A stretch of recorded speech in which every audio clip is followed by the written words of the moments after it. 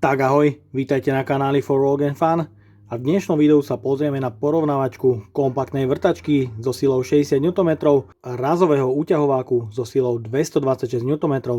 Takže poďme na to.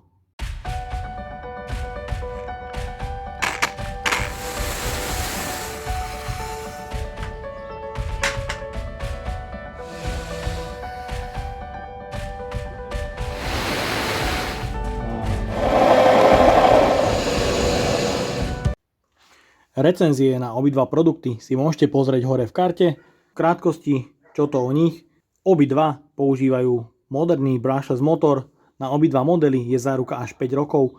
Parkside Performance kompaktná vrtačka má silu 60 Nm a maximálne otáčky až 2000 na druhom prevode. Rázový úťahovák, jeho maximálna sila 226 Nm, 3600 otáčok za minútu. Takže upínanie u obidvoch modelov je rozdielne a každé z nich má svoje výhody. Takže začneme razovým úťahovákom.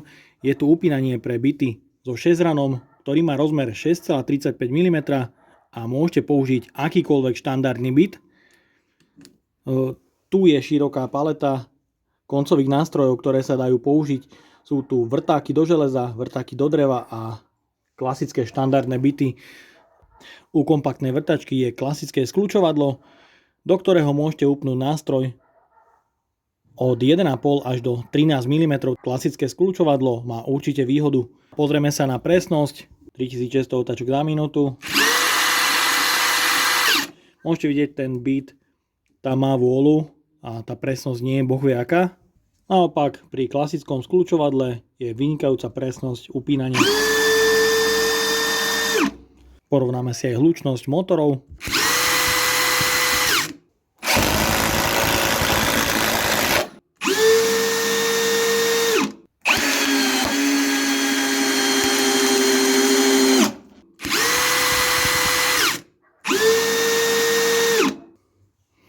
Takže rázový úťahovák so 4 Ah batériou 1775 G a kompaktná vrtačka 1856 G. Takže samozrejme tie rozmery a hmotnosť sú v prospech rázového úťahováku.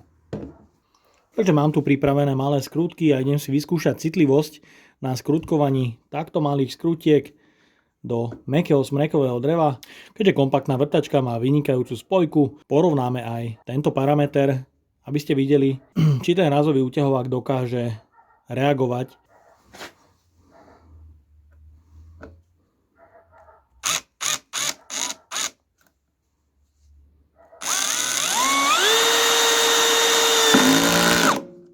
Takže paráda. Pokračujeme dlhšou skrutkou.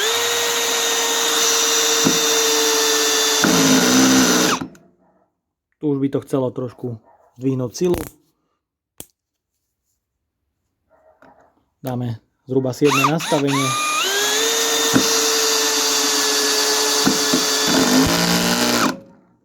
Tak a budem pokračovať rázovým úťahovákom na minimálnej sile 120 Nm.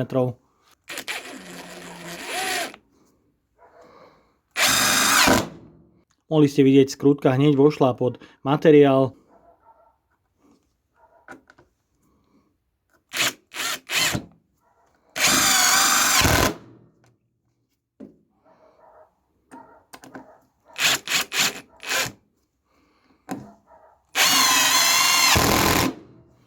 Aj ten rázový úťahovák, aj s ním sa dá celkom dobre doťahovať skrutky, ale u tej kompaktnej vrtačky je to na úplne inej úrovni.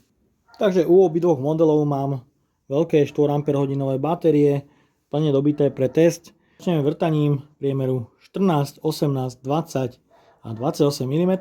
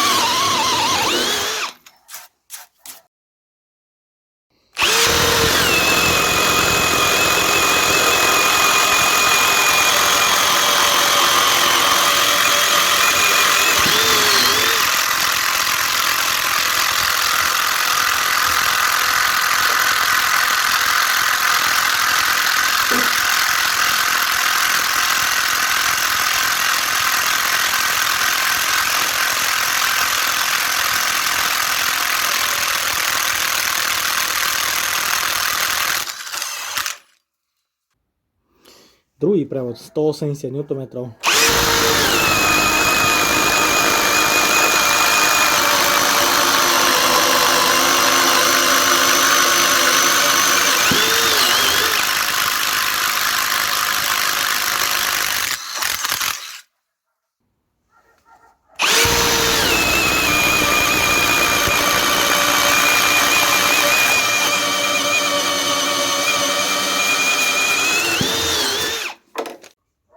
Takže mám tu skrutky o rozmere 6, 8 až 10 mm. Sú tu rôzne dĺžky.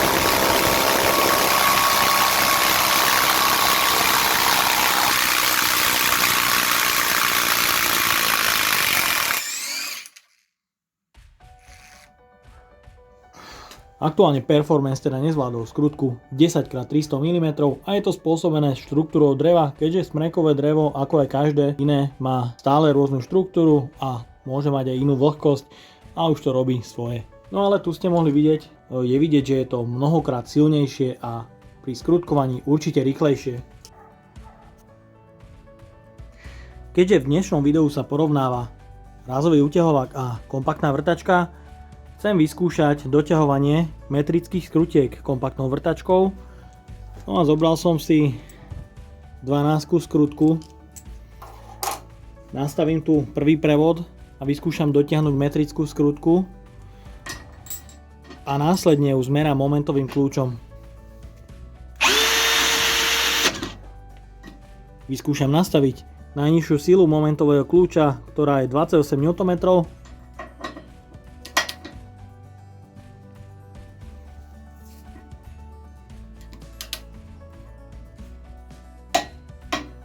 Pokračujem 42 Nm.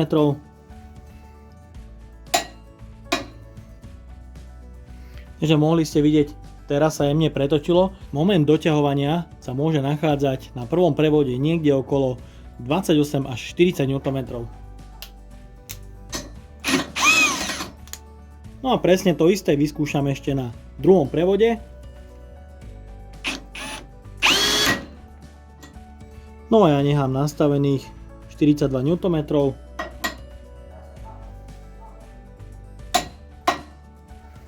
Takže zhruba tých 40 Nm tam mohlo byť, skrutka sa jemne potočila. Mám tu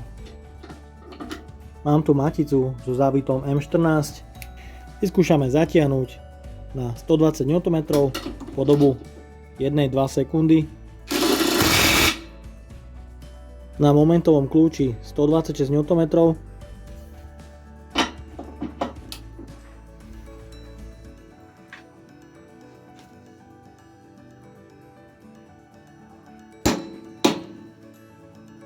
takže zhruba tých 115-120 tam mohlo byť. Teraz vyskúšam povoliť 126 Nm.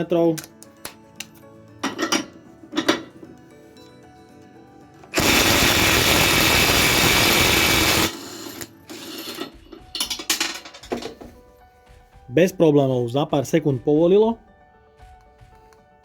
Aktuálne volím 180 Nm. Skrutku zatiahnem po dobu 2 sekundy.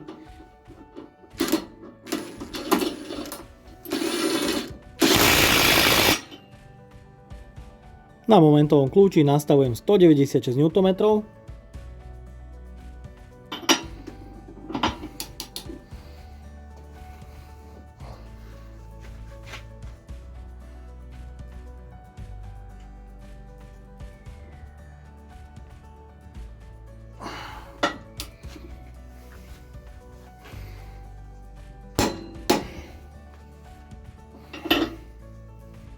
No a na režime 180 Nm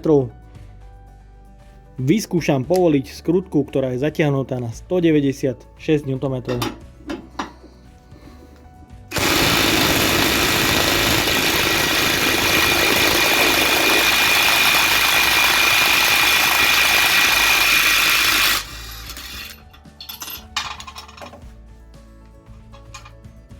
No a teraz vyskúšame zatiahnuť skrutku na 226 Nm.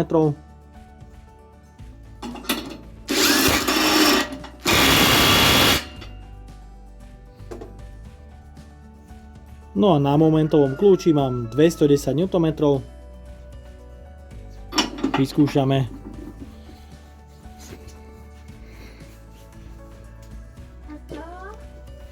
Áno, Zlatko. Môžem sa volať do reči, že či môže vyskenať? Môžeš, skús. Dobre.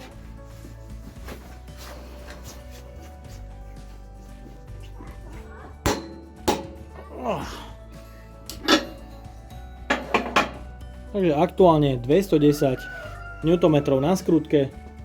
No a znova 226 Nm.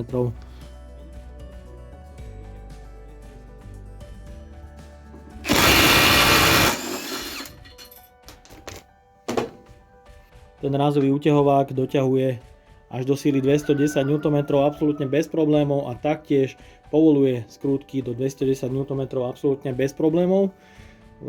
Myslím si, že aktuálne tu nebolo dotiahnutých tých 210 Nm, ale je možné, že ak by som nehal dlhší čas rázový úťahovák klepať, tak by tú silu dosiahol. Mohli ste vidieť, nehal som to tam len krátko a bolo to zámerne. V dnešnom videu ste teda mohli sledovať netradičné zrovnanie kompaktnej vrtačky a rázového úťahováku. Mohli ste vidieť prednosti každého. Podľa môjho názoru spojka na vrtačke je vynikajúca vec. Rázový úťahovák ju v žiadnom prípade nenahradí. Flexibilné skľúčovadlo pre rôznorodosť nástrojov od 1,5 až do 13 mm upnete do toho čokoľvek. Sami viete, že je to vynikajúca vec. Rázový úťahovák disponuje naopak extrémnou silou a rýchlosťou. Taktiež môžete vidieť, je menší a má nižšiu hmotnosť. To skľúčovadlo je už trošku obmedzujúce, ale myslím si, že v dnešnej dobe sa predáva už extrémne veľa koncové nástroje pre rázové úťahováky, takže je si z čoho vyberať. Môžete kúpiť vrtáky do kovu, vrtáky do dreva a rôzne iné nástavce. No a pre tých, ktorí by chceli finančne podporiť môj kanál, dole v popisku nájdete link na PayPal Donate. Takže odo mňa je to na dnes všetko. Ak sa vám toto video páčilo, dajte like, potvrďte odber a zvonček, aby vám už neušlo ďalšie video. Ahoj!